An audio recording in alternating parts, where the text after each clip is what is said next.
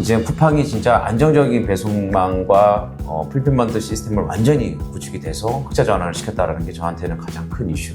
그리고 이제 또 하나는 이제 뭐 작년 사실 뭐 알리라든지 뭐 테무라든지 쉐인이라든지 등등이 이제 한국에 진출하기는 슬슬 진출을 했는데 작년 말 올 초부터 정말 엄청나게 무서운 속도로 지금 진짜 무서운 속도로 진짜 다가오고 있죠. 근데 네. 안녕하십니까. 먼저 하시려고 하세요? 하세요? 안녕하십니까. 저는 지난번 방송을 한번 했었고, 아주대학교 공학대학원에서 겸임교수를 하고 있는 류성우입니다. 만나 뵙게 돼서 반갑습니다. 네, 다시 인사드리게 됐습니다. 저는 물류회사 경영과 그리고 택배회사 그리고 이제 지금 현재 물류학 박사로서 여러 활동을 하고 있는 저는 택배 박사 윤성입니다. 반갑습니다. 네. 어쨌든 올해의 가장 제가 뽑은 두 가지 핫 이슈는 쿠팡이 흑자 전환을 돌리면서 CJ 대한통운, 대한민국의 가장 큰 물동량을 가지고 있는 CJ 대한통운을 뛰어넘어섰다라는 부분, 물동량의 차이를 이미 넘어섰다라는 거. 뭐 작년에 23년도에 상반기에서부터는 또 쿠팡이 네이버의 또 물량을 넘긴 이상한 것처럼 이제 쿠팡이 진짜 안정적인 배송망과 풀필먼트 시스템을 완전히 구축이 돼서 흑자 전환을 시켰다라는 게 저한테는 가장 큰 이슈. 그리고 이제 또 하나는 이제 뭐 사실 시커머스라는 그 약자 자체가 원래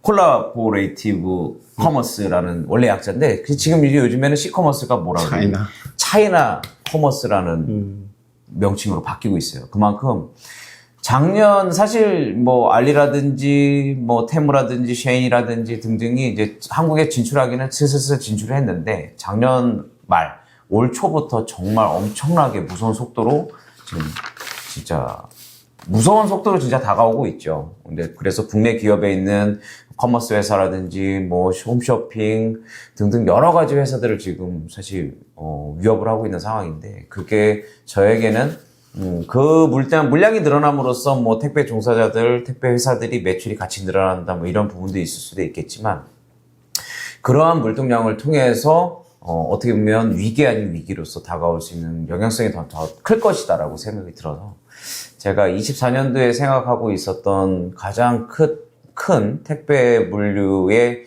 핫 이슈는 역시나 쿠팡 그리고 외국 기업 시커머스의 돌진이었던 것 같아요. 그래서 이 부분을 가지고서 저는 계속해서 25년의 전망치도 그렇고 24년도를 회고할 수 있는 부분도 조금 이야기하고 앞으로의 장단점에 관련된 앞으로 뭐를 준비해야 되고 어떤 부분을 가장 무섭게 생각해야 되는지에 대해서 한번 이야기했으면 좋겠습니다.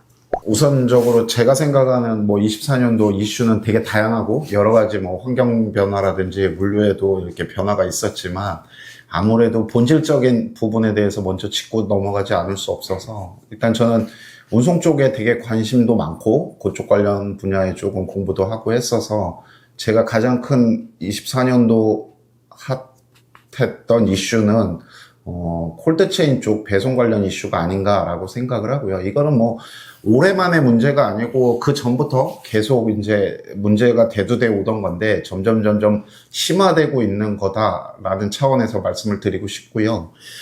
보면은 콜드체인 배송 차량 문제가 굉장히 심각합니다. 뭐 수치로 말씀드리면은 2015년도 온라인 뭐 식품 시장 규모가 한 6,600억 정도 되던 게 2022년도에 36조, 한 54배 정도 가까이 그런 유통 공급량이 늘었거든요. 이제 그럼에도 불구하고 그거를 대응하는 화물 차량들의 공급 시장은 13만 7천 대 수준이었던 게 수치가 변화가 별로 없거든요. 그 중에 유상운송호라는 영업용 차량은 한 2만 4천여 대 정도 수준으로 동일한 수준, 물량은 54배가 늘었지만 그 영업용 화물 차량들의 대수라든지 보유량은 그대로 운영되고 있는 게 문제가 아닌가. 그래서 그것들이 물량의 증가만큼 같이 차량의 공급량의 증가가 맞춰줘야 콜드체인이라는 고유의 영역에서 안정적인 운영이 되는데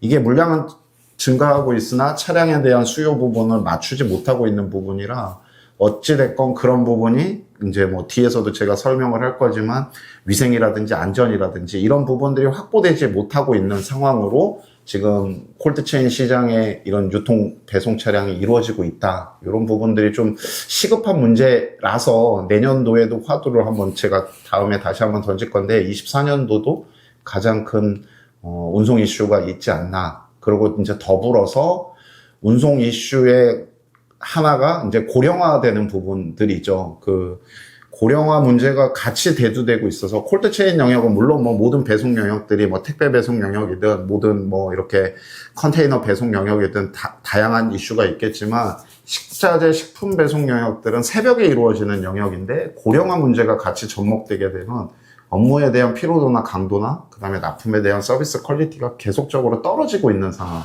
그에 반해서 고객의 니즈는 위생이라든지 이런 것들이 증가하고 있는 부분을 적절하게 대응하지 못하고 있는 문제점.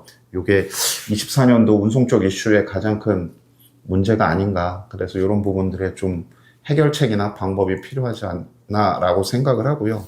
두 번째는 올여름 굉장히 무더웠잖아요. 지금 뭐 관측 이래라는 용어가 아주 그냥 익숙할 정도로 그런 온도를 계속 경신하고 있는데 이거를 콜드체인 쪽으로 이렇게 돌려서 봤을 때는 굉장히 힘든 시기를 보냈던 한 해였다고 생각을 합니다. 이게 뭐 꼭 물류 영역이라든지 이런 영역에 의해서만 생긴 건 아닌데 식중독 사례를 보면 2020년도에 연에 한 164건 생기던 게 지금 점점 연에 한 20%씩 성장해서 지금 24년도 한 8월달 실적까지 봤을 때 364건. 지금 식중독 사건 사고가 굉장히 많이 증가하고 있거든요. 그러면은 본질적인 식중독 사고가 생기는 문제가 뭔가? 과연 식품 본연의 문제인 건가? 아니면 그거를 유통하고 관리하는 물류의 문제인 건가?